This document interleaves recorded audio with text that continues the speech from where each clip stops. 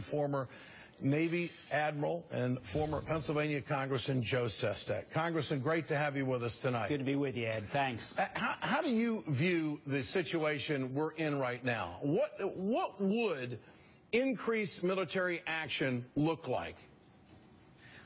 I think you have to have what the objective is stated clearly by the president tonight, very clearly, and then you say what type of military force to do that. I think the president has to say one thing. ISIS will have no safe haven whatsoever there in Iraq. What will that take? It'll take our air power, and it'll take troops on the ground by other countries, the Kurds and the Iraqi Baghdadian forces that we should equip and properly train. Ed, this is not your military of 10 years ago tomorrow when we were struck on 9/11. Yeah. We didn't even have a drone then. We can do this in a proper way to deny them a safe haven. Now, this is going to involve strikes, as I said on your show a month ago, into Syria, so the logistical bases there can't sustain them.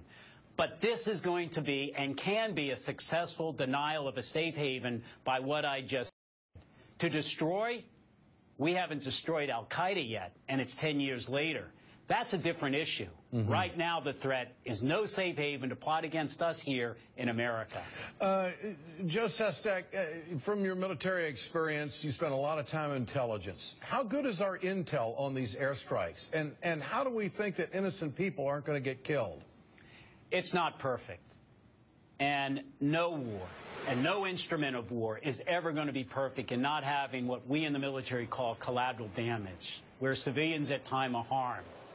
But the surgical ability right now to put a missile through this window rather than blowing up somewhere within 50 yards is night and day difference, because we can do that. It's all about intelligence, and that's the transformation our military has gone through, not sufficiently enough. It's all about knowledge and making sure we know who's where. That's why we have to have coalition forces. The Saudis, they have their intelligence forces all over this group, and that's how we have to do, is work with other nations to have the intelligence of where to strike.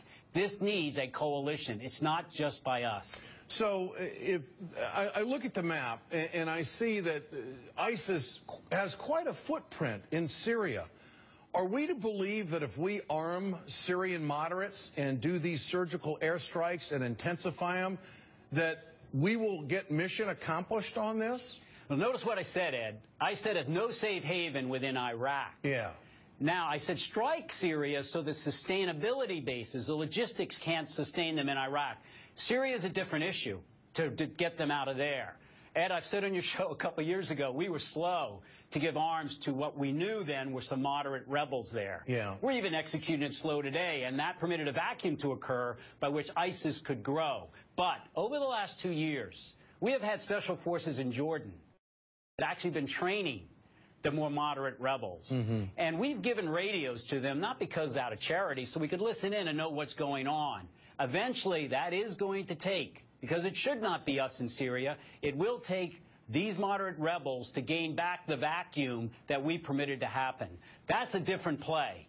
Eventually, that has to be where, like the Turks today, are no longer letting the 135 million barrels that ISIS is taking from Iraq and selling on the market go through it any longer, where it gets its money, part of its money. This is not just about kinetic energy from a military. This is about closing off the bloodlines, the money that sustain the ability of ISIS to gain arms and do the damage it's doing. So it's a multifaceted approach. And, Admiral, the politics of this, the president doesn't want to put his new plan up for a vote. Is that a mistake?